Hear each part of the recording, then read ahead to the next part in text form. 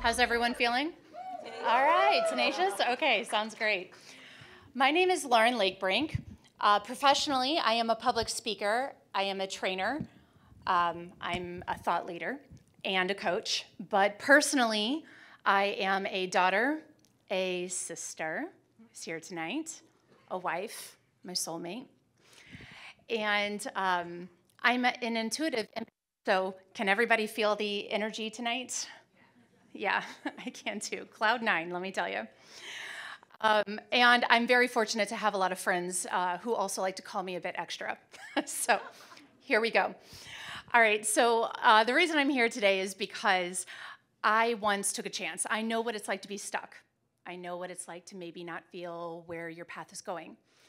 And so when we get there, I actually took a chance and I went to a group setting.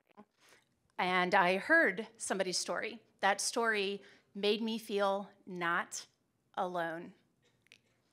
That's very powerful, to not feel alone. Now, did I get unstuck right away? No. But I would have to say it sparked something inside me. So what I'm doing and being in the Tenacity book with Jennifer, thank you so much for seeing something inside of me, because I'm realizing that I'm here today to do storytelling. If I can actually reach somebody else, I'm going to pay it forward, and that's what I'm going to do. My chapter is called Be Your Own Expert, and that's because I like to say I'm not an expert in much, but my own story. And so I grew up with a learning disability. It sounds like I'm in welcomed company tonight. So it sounds like we're all being very tenacious and making sure that we succeed. I was actually diagnosed very young. I actually didn't speak for the first 3 years of my life. I love to say I saved it all up for today. So in general, growing up with that learning disability, it's very hard when you don't have the tools or the resources to be successful or even really know what's going on. And today I stand in front of you with 15 years of professional experience and a college graduate. So I'm very proud to be where I am today, but it definitely wasn't an easy road. So I do like to start on my birthday. Don't worry, I won't tell a birthing story. But in general, not speaking for the first 3 years was a concern for my parents. And so when I got evaluated, I was diagnosed with a reading, writing, and comprehension disability. It wasn't until I was an adult, literally, I think last year, that we can sprinkle some dyslexia and ADHD on top of that lovely sundae, okay? So as you can tell, it's a learning path, and that's okay. What happened is basically I was trying to be like everyone else. I've already heard we hate spelling bees. Same, okay? And when it comes to that, basically, sorry, these stories today are getting to me, let me tell you. So when it comes to a learning disability, really, I was trying to fit into a mold and really trying to learn and just really fit in, just blend in, right? But I realized as an adult today, not blending in is actually my superpower, or like we heard earlier today, superhero power, right? So what I like to say is getting to know yourself is very critical in your growth. And I always like to say I use my own method. I call it MLC. And so learn how you learn, make mistakes, and clarify your communication. So when it comes to learning how you learn, I realize I'm an audio and a visual learner. And when it comes to that, I would have to say I was in high school, and I had an English teacher 2 steps out from retirement, let me tell you. But in general, the assignment was to pick a topic and 3 pages. Very simple. I did it, and I was very proud. But what he didn't know is that when I step into those libraries, that smell of paper instantly triggers migraines.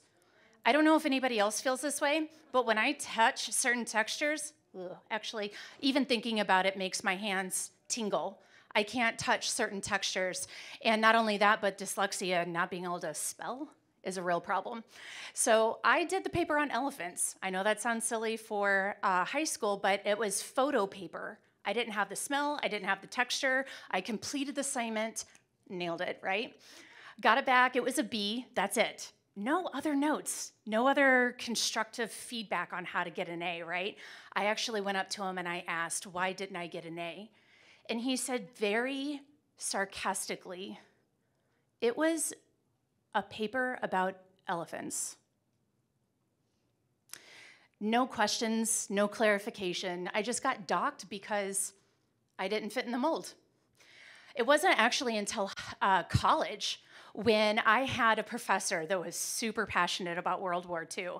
I wasn't, but he was. And I would have to say I absorbed a lot of that. And when it came to the test, it was all essay. I nailed that test. Let me tell you why. I absorbed it by listening auto. And then if I can explain back to you what I already know, I'm not dumb, I'm different. That took until college for me to realize that. And then when I went into a public speaking class, it's like the freaking clouds opened up and the angel, music started coming down and I said, what? I can talk my way out of college? Okay. I love to say I BS'd my way out of college because I have a Bachelor of Science in Speech Communication. So I'm very successful in that. Then when it really comes to making mistakes, right? So many mistakes. But when I was actually getting into a career that I have now, I noticed that some of the feedback was almost not respectful, if that makes sense. And it turns out that my emails were really crappy, okay? And I had decided to swallow that humility and ask my manager to send me emails back to me, but in red. What am I doing wrong? Because clearly I sent it this way. I didn't see it. So I need to have that visual concept, so I was able to actually speak to that. Okay, so let me tell you, I fluff my words like crazy, all right? So I was nervous about sending emails.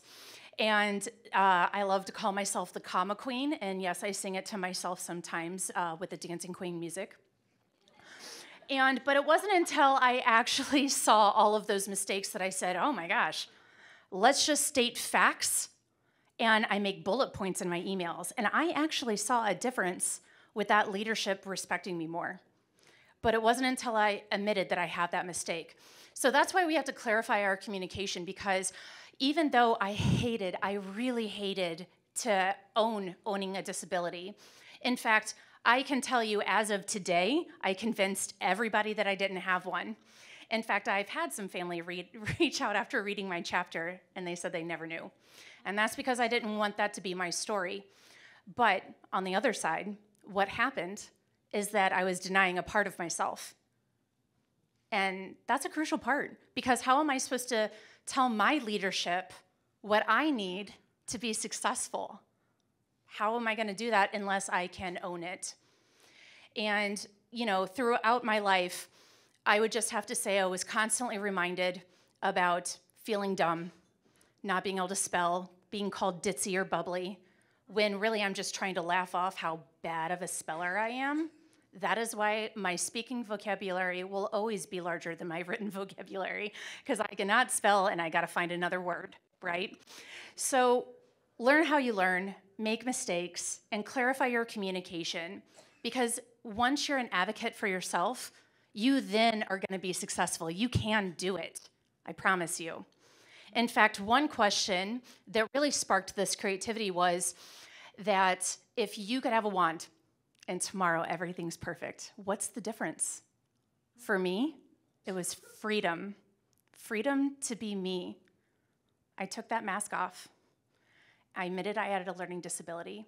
So just don't forget, you don't have to fit into a mold, but you should be molding yourself throughout life. Thank you.